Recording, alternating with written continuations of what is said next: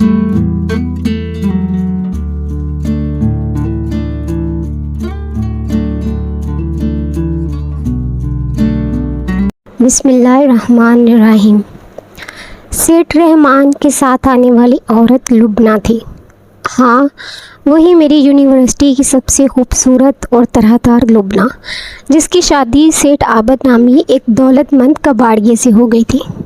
सेठ रहमान हम दोनों की कैफियत से बेखबर हमारा तारुफ करवाने में मसरूफ़ था। शाहपारा बेगम इनसे मिले, यही है PZ साहब, और आजकल शहर में बस इन्हीं के चर्चे हैं। और ये है शाहपारा, हमारे मुल्क की नामवर आर्टिस्ट, पड़ोसी मुल्क में भी अपनी अदाकारी से धूम मचा चुकी हैं। आज हमने ख़ास आपके साथ मुलाकात के लिए इन्हें मदऊ किया है। लुबना चुपचाप खड़ी मेरी तरफ देखती रही। हमारी पहले भी मुलाकात हो चुकी है रहमान साहब, मगर तब ये PZ नहीं थे और ना मैं शाहपारा। सेठ रहमान को शाहपारा की बात सुनकर हैरत का एक झटका लगा। अरे वाह भाई PZ साहब, आप तो वाकई छुपे रुस्तम निकले। जबकि हम ये समझते रहे कि इस गोहरे नायाब से दोस्ती का शरफ सिर्फ हमें ही हासिल है। लुबना और शाहपारा ने सेठ रहमान की तरफ देखे बगैर कहा, हमें कुछ देर के लिए अकेला छोड़ दीजिए रहमान साहब। पुराने बिछड़े हुए मिले तो कहने को बहुत कुछ होता है दोनों के दरमियाँ। सेठ रहमान लुबना की बात सुनकर हड़बड़ा कर बोला, हाँ हाँ क्यों नहीं, आप लोग बातें करें, मैं खाना लगवाने का इंतज़ाम करता हूँ। सेठ रहमान जाते जाते भी हमें हैरत से देखता हुआ पलट गया। लुबना छोटे छोटे कदम उठाते हुए मेरे करीब आ गई। परीज़ाद, ये तुम ही हो ना? मुझे अपनी आँखों पर यकीन नहीं आ रहा। तो तुम हो शहर के वो नए बिग शॉट, बड़े सनतकार। मेरा ताल्लुक़ अब फिल्म इंडस्ट्री से ज़रूर है, मगर ऐसा मैंने सिर्फ फिल्मों में ही होते हुए देखा है। तुम वाकई एक फ़ातिह हो परीज़ाद। मैंने लुबना की तरफ देखा। वह आज भी उतनी ही खूबसूरत जाज़बे नज़र थी, बल्कि उसके हुस्न में अब उदासी की आमेज़श ने एक अजीब सा रंग भर दिया था। हुस्न उदास हो तो कितना मुकम्मल हो जाता है। नहीं, मैं कभी फ़ातिह नहीं रहा, बस हारता ही आया हूँ। मगर तुम और ये शाहपारा, ये सब क्या है? तुम्हारा शौहर कहाँ है, वो सेठ आबद? लुबना धीमे से मुस्काई। सेठ आबद एक कामयाब सौदागर था।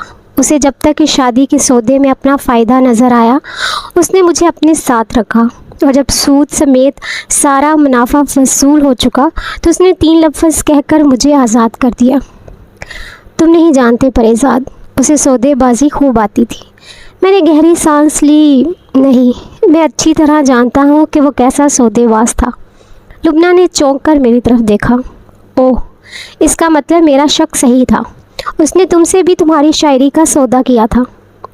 मुझे हमेशा उसके नाम से छपी उस किताब के लफ्ज़ों में तुम्हारी झलक नज़र आती थी, मगर मैं ख़ुद को ये यकीन नहीं दिला पाई कि तुम अपने फ़न को सेठ आबद जैसे किसी दुकानदार के हाथ बेच सकते हो। मैं लुबना की स्याह गजाली आँखों में छुपे सवाल का जवाब दिया। अभी तुमने खुद ही कहा था कि सेठ आबद एक बहुत कामयाब सौदागर था। उसे ठीक वक्त पर अपने मतलब और लोगों की मजबूरियों की कीमत लगाना खूब आता था। सच पूछो तो आज जो तुम मुझे परीज़ाद से PZ साहब बना देख रही हो, उसके पंसे मंज़र में कहीं ना कहीं सेठ आबद से किए हुए उस सौदे का भी हाथ है। मगर तुम यहाँ इस महफ़िल में कैसे? ये सेठ रहमान तो बड़ा काया शख्स दिखाई देता है, और तुम उसकी ख़ास मेहमान हो। ये सब क्या है? लुबना ने दूर खड़े रहमान की तरफ देखा, जो मेहमानों को खाना लगने की इत्तला दे रहा था। ये सेठ भी एक कामयाब दुकानदार है। इसने मुझे तुम्हें रझाने के लिए आज यहाँ मदऊ किया है। तुम्हारी फर्म से कोई ठेका हासिल करना चाहता है। अब मेरा मसरफ़ इन बड़े सनतकारों के हाँ बस इतना ही रह गया है। मैंने दुख से लुबना की तरफ देखा। और फ़र्ज़ करो तो मुझे रझाने में नाकाम रहती, फिर क्या होता? कुछ ज़्यादा नहीं, मेरी बची खुची इज़्ज़त नफ्स को मजरूह किया जाता और फिर किसी और सौदे के लिए मुझे पेश कर दिया जाएगा, क्योंकि मेरी माँ दुनिया से जाते जाते इतने उधार मेरी ज़ात के लिए छोड़ गई है कि अब मैं चाहूँ भी तो उन ज़ंजीरों से ख़ुद को आज़ाद नहीं कर सकती। इतने में सेठ रहमान हमारे करीब पहुँच गया। मखल होने की माजरत चाहता हूँ, मगर खाना ठंडा हो रहा है। باتوں کے لیے تو ساری رات پڑی ہے، اور پھر مجھے تو لگتا ہے کہ شاہ پارہ بیگم ہم سے کہیں زیادہ آپ کی باتوں کی قدردان ہے، ورنہ اتنی لمبی گفتگو تو یہ کسی سے نہیں کرتی۔ ہم تو بات کرنے کو ترس جاتے ہیں صاحب۔ میں نے سیٹھ کی طرف دیکھا۔ نہیں سیٹھ صاحب، اب میں چلوں گا، آپ کا کھانا شاید مجھ سے ہضم نہ ہو سکے۔ کل آپ اپنے مینیجر کو میرے دفتر بھیج دیجیے گا، یہ ٹھیکہ آپ کو ہی ملے گا۔ اور یہ کیا، اس جیسے مزید جتنے سودے آپ کرنا چاہیں میری طرف سے ہاں ہی سمجھیے گا۔ بدلے میں مجھے صرف کسی کی آزادی درکار ہے۔ مجھے یقین ہے یہ آپ کے لیے گھاٹے کا سودا نہیں ہوگا۔ اگر منظور ہو تو اپنے مینیجر کو قیمت بتا کر بھیجیے گا۔ میں بات ختم کر وہاں سے چل پڑا۔ سیٹھ رحمان وہیں ہکا بکا سا کھڑا رہ گیا۔ مڑتے وقت میں لبنہ کی آنکھوں کی نمی اپنی آنکھوں میں اترتی محسوس کی تھی، اور پھر ساری رات اس نمی نے میری پلکیں بھگوئے رکھی۔ بظاہر باہر سے اجلی اور آنکھوں کو خیرہ کر دینے والی چمک کے لیے یہ دنیا اندر سے کبھی کبھی کتنی تاریک اور سیاہ نکلتی ہے۔ اگلے روز سیٹھ رحمان کا مینیجر اپنے وقت پر آن پہنچا۔ واقعی سیٹھ رحمان ایک کامیاب سوداگر تھا، مگر نہ جانے کیوں پھر بھی اس کی لگائی ہوئی قیمت مجھے بہت کم محسوس ہوئی۔ لوگ عموماً جسموں کے سودے کرتے وقت ان کے اندر بسی روح کی قیمت لگانا بھول جاتے ہیں۔ کمالی پچھلے 2-4 دن سے مجھ سے کوئی ضروری بات کرنا چاہتا تھا، مگر اس روز سیٹھ رحمان کے مینیجر کے جانے کے بعد وہ اپنی چپ پر قابو نہیں رکھ پایا۔ اگر آپ برا نہ مانیں سر، تو میں ایک بات کہنے کی جسارت کرنا چاہ رہا ہوں۔ عہدے اور رتبے میں آپ مجھ سے بہت بلند ہیں، مگر عمر میں آپ سے بڑا ہوں، لہٰذا مجھے میرے تجربے کی رعایت دیتے ہوئے کچھ عرض کرنے دیں۔ میں نے اطمینان سے اس کی یہ لمبی تمہید سنی۔ جتنی دیر میں تم نے یہ تمہید باندھی ہے تم اپنی بات ختم ہی کر سکتے تھے۔ کمالی میری بات سن کر سرپٹا سا گیا۔ جی سر، میں بس اتنا کہنا چاہتا ہوں کہ آپ نے سیٹھ رحمان کی بہت زیادہ قیمت لگا دی۔ میں جانتا ہوں یہ آپ کا ذاتی پیسہ ہے، اسے خرچ کرنے کا حق بھی صرف آپ کو ہی ہے، مگر آپ کو بھی سودے بازی نہیں آتی۔ میں جب آپ کو یوں بے دریغ دوسروں پر پیسہ لوٹاتے ہوئے دیکھتا ہوں تو نہ جانے کیوں مجھے بہت دکھ ہوتا ہے۔ عمریں لگ جاتی ہیں یہ پیسہ کمانے میں، اس طرح تو آپ خود کو بہت جلد برباد کر دیں گے۔ اگر جذبات میں مجھ سے کوئی گستاخی ہوئی ہے تو میں معافی چاہتا ہوں، مگر میں نے آپ کو خبردار کرنا اپنا فرض سمجھا۔ کمالی بات ختم کر کے چپ ہو گیا۔ تم نے ٹھیک کہا کمالی، مجھے سودے بازی نہیں آتی، اچھا سوداگر نہیں ہوں میں، انسانوں کی قیمت لگانا نہیں جانتا، کیونکہ میں سمجھتا تھا کہ قیمت صرف چیزوں کی لگائی جاتی ہے، انسان اور رشتوں کی نہیں۔ اچھا میرے ایک سوال کا جواب دو، عام طور پر انسان پیسہ کس لیے کماتا ہے؟ کمالی نے بلا تامل جواب دیا، اپنے خواب پورے کرنے کے لیے سر، اپنے لیے آسائش اور آسانی پیدا کرنے کے لیے، اور اپنے لیے خوشیاں خریدنے کے لیے، عزت اور رتبے کے لیے۔ ٹھیک کہا تم نے، مگر کسی کا کوئی خواب ہی باقی نہ بچا ہو، تب آسائشیں اسے بوجھ لگتی ہوں اور خوشی کسی ایک لمحے میں جامد ہو کر رہ گئی ہو، تب وہ شخص کیا کرے؟ کمالی کچھ دیر خاموش رہا۔ پھر شاید وہ شخص دنیا کا ہی نہ ہو سر، کیونکہ آسائش، رتبے اور خوشی سے بھلا کون انکار کر سکتا ہے؟ میں مسکرایا۔ ہاں کوئی دیوانہ ہی ہوگا جسے ان چیزوں سے انکار ہو، مگر ابھی کچھ باقی ہیں دنیا میں۔ مجھے سوداگر بننے میں ابھی کچھ وقت لگے گا کمالی۔ خیر چھوڑو، تم نہیں سمجھو گے کمالی، اور تم نے بھی تو سیٹھ رحمان کے ساتھ ایک سودا کیا تھا، تمہارا سودا کیسا رہا؟ کمالی نے گڑبڑا کر میری طرف دیکھا۔ میں سمجھا نہیں سر، کیسا سودا؟ ہاں وہی سودا جو کانٹریکٹ سیٹھ رحمان کو دلوانے کی صورت میں تمہیں 5 لاکھ روپے منافع ملنے کے بدلے طے ہوا تھا۔ کمالی کے چہرے پر ہوائیاں سے اڑنے لگی۔ وہ سر، وہ میرا مطلب ہے۔ میں نے غور سے کمالی کی طرف دیکھا۔ گھبرانے کی ضرورت نہیں ہے کمالی، میں نے ویسے ہی وہ ٹھیکہ سیٹھ رحمان کو ہی دینا تھا۔ بس میری اتنی بات یاد رکھنا، پیسہ کبھی عزت نفس کا نعم البدل نہیں ہو سکتا۔ وقت ملے تو میری بات پر غور کرنا۔ اب تم جا سکتے ہو۔ کمالی سر جھکائے میرے کمرے سے نکل گیا۔ اگلے 2 ہفتے بہت مصروف گزرے۔ اس درمیان میں اپنے بھائیوں کے نئے گھر بھی ہو آیا، بہنوں کی طرف بھی چکر لگا لیا۔ خوب آؤ بھگت ہوئی میری، مگر ان میں سے کوئی بھی یہ بات ذہنی طور پر تسلیم کرنے کے لیے تیار نہ تھا کہ میں یوں تنہا اتنے بڑے گھر میں زندگی گزار دوں۔ سبھی کو میرا گھر بسانے کی جلدی تھی، مگر ان میں سے شاید یہ بات کوئی نہیں جانتا تھا کہ جب دل ہی جل جائیں تو گھر نہیں بسا کرتے۔ میرا دل بھی جل کر راکھ ہو چکا تھا۔ اب کوئی امید، کوئی آس باقی نہیں رہ گئی تھی کہ کبھی کوئی نظر میری طرف بھی اٹھے گی۔ بظاہر میرے ارد گرد ایسی بہت سی نازنائیں تھیں جن میں سے کسی ایک کی جانب بھی اشارہ کرتا تو اس کے گھر والے بس خوشی سے میرے ساتھ رخصت کر دیتے، مگر یہ میرا نہیں، میری ظاہری شان و شوکت اور اس دولت کا کمال ہوتا جسے ابھی تک خود میرے گھر والے بھی مشکوک نظروں سے دیکھتے تھے، اور چہمگوئیاں ہوتی رہتی تھی کہ آخر 10 سال کے اندر اندر میرے ہاتھ اللہ کا ایسا کون سا چراغ لگا ہوگا کہ جس نے میری کایا ہی پلٹ دی۔ ہمارا معاشرہ بھی کتنا دوغلا ہے، جس شخص کی غیر موجودگی میں اس کے رتبے اور دولت پر ناجائز ہونے کی شک میں ہزار باتیں بناتا ہے، اسی شخص کے آنے پر اس کی پوری تعظیم کے ساتھ کھڑا ہو کر ملتا ہے، اسے ہزار سفارشیں کرواتا ہے اور ساتھ کھڑے ہو کر تصویریں بنانے میں فخر محسوس کرتا ہے۔ بہروز کریم نے ٹھیک ہی کہا تھا، دولت ہزار عیبوں کا ایک پردہ ہے۔ کچھ روز بعد احمد صاحب چند طالب علموں کے ہمراہ میرے دفتر آئے اور بہت دیر بیٹھے رہے۔ اپنے ساتھ اس سال کا یونیورسٹی کا رسالہ بھی لائے تھے جس میں میری 3 پرانی نظمیں چھپی ہوئی تھیں۔ میں نے ان کے لاکھ انکار کے باوجود یونیورسٹی کی بزم ادب کے لیے سال بھر کا چندہ ان کے حوالے کر دیا۔ ویسے بھی میری کمپنی سے شہر کی تقریباً ہر بڑی ادبی تحریک اور تنظیم کو عطیات جاتے رہتے تھے۔ شہر میں کافی ادب دوست مشہور ہو چکا تھا، مگر میں خود ان ادبی پروگراموں میں جانے سے گریز کرتا تھا، کیونکہ اب میں شاید اپنے لفظوں اور اپنی شخصیت کی اس واضح تضاد سے اکتا چکا تھا، یا پھر اچھے لفظ اور اچھے خیالات صرف اچھی شخصیت کے ساتھ ہی جچتے ہیں۔ مجھ جیسا کوئی کتنے ہی اونچے خیالات کو لفظوں کی خوبصورتی مالا میں پرو کر پیش کر دے، حرف بے وقت ہی رہتے ہیں۔ میں خود کو مزید کسی دھوکے میں نہیں رکھنا چاہتا تھا۔ اگلے دن بڑے بھیا کسی کی سفارش لے کر دفتر آئے تو میں ان سے اپنے پرانے رجسٹر اور مسودوں کے بارے میں پوچھ بیٹھا۔ انہوں نے مجھے بتایا کہ اب بھی وہیں پرانے گھر کی 36 والے ٹرنک میں ہی پڑے ہیں، شاید کیونکہ بہت سارا سامان نئے مکان میں منتقل ہونا باقی تھا۔ پرانے گھر کا سودا ہو چکا تھا اور کچھ دن میں وہاں سے سارا سامان بھی اٹھوانا تھا۔ جانے میرے دل میں ہی اچانک میرے پرانے محلے گھر اور محلے داروں کے لیے ایک دم ہوک سی کیوں اٹھی۔ میں نے کاغذات تلاش کرنے کے بہانے بھیا کے ساتھ ڈرائیور کو بھیج کر پرانے گھر کی چابی منگوا لی، اور اسی شام عصر کے وقت میری گاڑی میرے پرانے محلے کے سال خوردہ لکڑی والے بڑے گیٹ سے اندر داخل ہو رہی تھی۔ میں نے گاڑی محلے کے ایک بڑے میدان سے پرے ہی رکوا لی۔ سامنے بچے کینچے کھیل رہے تھے۔ میں بہت دیر وہیں کھڑا انہیں یہ کھیل کھیلتے ہوئے دیکھتا رہا۔ غریب محلے کے بچوں کے کھیل بھی سدا غریبانہ ہی رہتے ہیں۔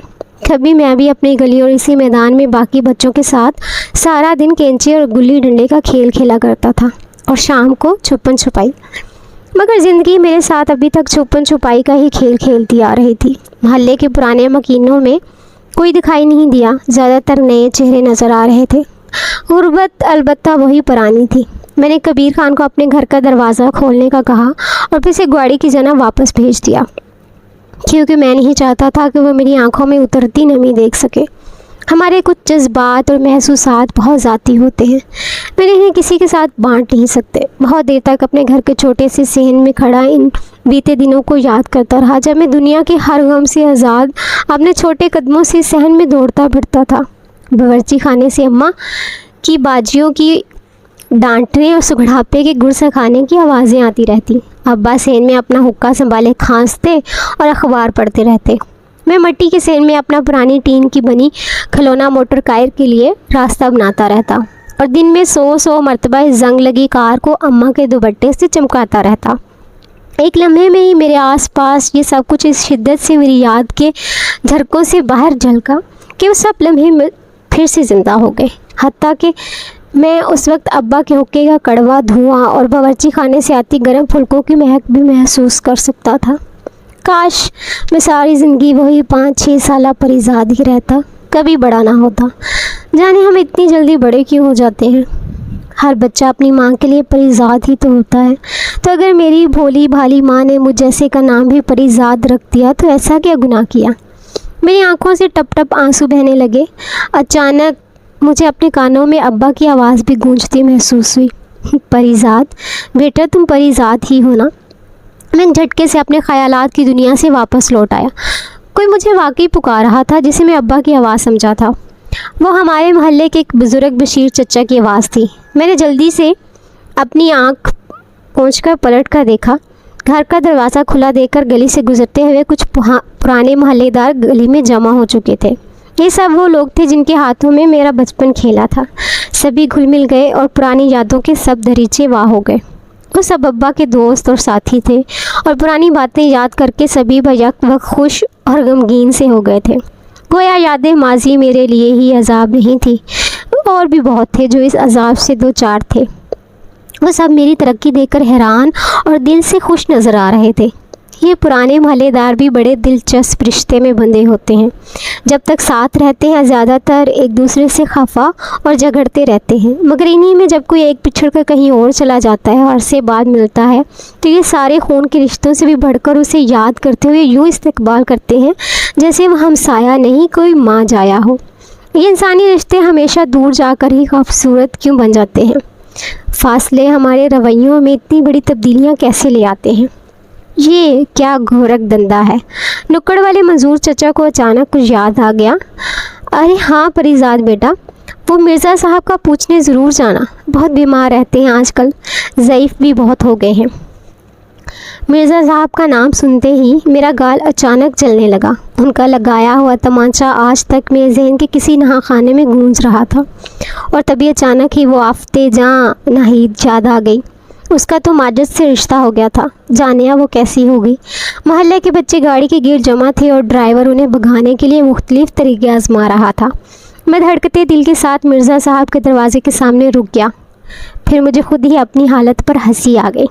अब तो वो कब की अपने घर की हो चुकी है और मैं हूँ कि आज भी उसके घर के सामने खड़ा अपने बेचैन दिल को संभालने की नाकाम कोशिश में मसरूफ़ हूँ। सब इस दुश्मनी दिल के तमाशे हैं। मेरी दूसरी दस्तक के जवाब में अंदर से किसी के कदमों की आहट बुलंद हुई। मैं एक जानब होकर खड़ा हो गया। आने वाली ने दरवाज़ा खोला तो उसकी नज़र मुझसे पहले दूर खड़ी मेरी कार पर पड़ी, और फिर मेरी उससे नज़र मिली तो मेरी सांस रुकने लगी। वो नाहिद ही थी। नाहिद भी गड़बड़ा सी गई। मैंने उसे सलाम किया तो वो अटकते हुए बोली, आप परीजाद हैं ना? मुझे हमसायों ने बताया था कि आप मोहल्ले में आए हुए हैं, मगर मैं बिल्कुल भी तवक्को नहीं कर रही थी आप हमारे घर भी आएंगे। नाहिद के बाल उलझे, कपड़े मसले हुए और पैरों में पुरानी चप्पल थी। उसका जिस्म पहले से काफ़ी फरबा लग रहा था और वो तरहदार, शोख, नाजुक और नटखट लड़की वो सामने खड़ी औरत में बमुश्किल ढूंढने में हिस्से बखरों में बटी नज़र आ रही थी। नाहिद ने सटपटाकर मुझे अंदर आने की दावत दी। आप बाहर क्यों खड़े हैं? अंदर आ जाए, अब्बा घर पर ही हैं। मैं झिझकते हुए अंदर दाखिल हो गया। ये वही सेन था जहाँ मैं कभी शाम को घंटा भर के लिए नाहिद को ट्यूशन पढ़ाने के लिए अंगूर की बेल के साए में कुर्सी डाले बैठा रहता था, और दिन के बाकी 23 घंटे इसी एक घंटे की याद में गुजार देता था। सेन में 4-5 छोटे छोटे बच्चे शोर और उधम मचा रहे थे। इनमें से एक ने घड़े पर रखा पीतल का गिलास ज़ोर से पकड़कर फर्श पर गिरा दिया। शोर मच गया। नाहिद ने गुस्से में इस बच्चे को 2 थप्पड़ मारे और गुस्से शर्मिंदगी से सुनाए, चुप कर, जो कमबख्त, तो देख नहीं रहे घर में मेहमान आए हैं, चलो यहाँ निकलो, यहाँ से बाहर जाकर खेलो। बच्चे मुंह बसोरते सहन से निकल गए। अंदर से मिर्ज़ा साहब के खांसते हुए बाहर सहन में निकल आए। कौन आया है नाहिद बेटा? नाहिद ने जल्दी से सहन में पड़ी पुरानी कुर्सी मेरे लिए सीधी की। परीजाद आए हैं अब्बा जी, हमारे पुराने हमसाए। मिर्ज़ा साहब ने चौंक कर अपना चश्मा दुरुस्त किया और मुझे गौर से देखा। अरे परीजाद बेटा, कैसे हो तुम? तुम्हारे भाइयों से पता चला था कि तुम पाकिस्तान आ चुके हो। अच्छा किया आ गए, तुम्हें देखे बहुत अरसा हो गया। मिर्ज़ा साहब इधर उधर की बातें करते रहे और नाहिद मेरी मौजूदगी की वजह से बहुत उलझी हुई और बहुत बेआराम सी दिखाई दे रही थी। फिर अचानक मिर्ज़ा साहब के चेहरे पर शर्मिंदगी के आसार पैदा हो गए। अरे हाँ, याद आया, मैंने कभी तुम्हारे साथ बड़ी ज़्यादती करती थी मियाँ। बाद में हकीकत खुली तो तुम यहाँ से जा चुके थे। हो सके तो मुझे माफ़ कर देना। मैंने जल्दी से कहा, ये आप कैसी बातें कर रहे हैं? बुज़ुर्गों का हक़ होता है। मगर ये माजिद कहाँ है? दिखाई नहीं दे रहा। मिर्ज़ा साहब ने बुरा सा मुंह बनाया। अरे होगा कहाँ, कहीं नौकरी की तलाश में दर बदर भटक रहा होगा। नाहिद की माँ के इंतकाल के बाद उसे तो मौका ही मिल गया। महीनों अपने बीवी बच्चों को यहाँ मेके में मेरी खिदमत के बहाने छोड़कर जाने वहाँ गायब रहता है। बहुत से कारोबार आजमाए उसने, मगर कुछ जमा नहीं। आजकल नौकरी के लिए धक्के खाता रहता है। नाहिद चाय का कप लिए नमूदार हुई और उसने बाप को घूर कर देखा। बस करें अब्बा जी, ये वक्त भला इन बातों का है। मैं किन अखियों से नाहिद को देखता रहा। ये नाजुक शाख गुल जैसी लड़कियां शादी के बाद इतनी जल्दी अपना रूप क्यों बदल लेती हैं? या फिर शायद माजिद जो उसका महबूब था और बतौर शोहर उसके साथ ज़िंदगी गुजार रहा था, उसके लिए नाहिद अब भी उतनी ही दिलकश और ख़ूबसूरत हो। कहते हैं हुस्न जब हमारे रोज़मर्रा के मामूलात में शामिल हो जाए तो अमूमन अपना असर खो देता है, या फिर सदा के लिए अपने पहले तासुर के साथ हमारी याददाश्त में जामद होकर रह जाता है। मैंने पूरे 10 साल के बाद नाहिद को देखा था, इसलिए शायद मैं उसके बढ़ते हुए वज़न से कुछ उलझन महसूस कर रहा था। लेकिन क्या महबूब के रूप बदल लेने से हमारी मोहब्बत का नज़रिया भी बदल जाता है, या फिर हुस्न परस्तों का शेवा ही मीर की गज़ल और ख़याम की रुबाई को उसके सरापे में ढलते हुए देखना होता है? मैं इन्हीं ख़यालों में मगन चाय के छोटे छोटे घूंट ले रहा था। नाहिद सर झुकाए मेरे करीब ही खड़ी थी। अचानक सहन का दरवाज़ा खुला और गिर्द धूल में अटक थका हारा सा शख्स अंदर दाखिल हुआ। हम दोनों की नज़र मिली। नाहिद को मेरे करीब खड़े देखकर शख्स के माथे पर तेवरियाँ सी पड़ गई। नाहिद भी कुछ घबरा सी गई और जल्दी से उसकी जानिब बढ़ी। अरे माजिद, तुम आ गए? देखो परिजात साहब घर आए हैं। पहचाना तो नहीं तुमने इन्हें? माजिद ने कड़ी नज़रों से मेरी तरफ देखा।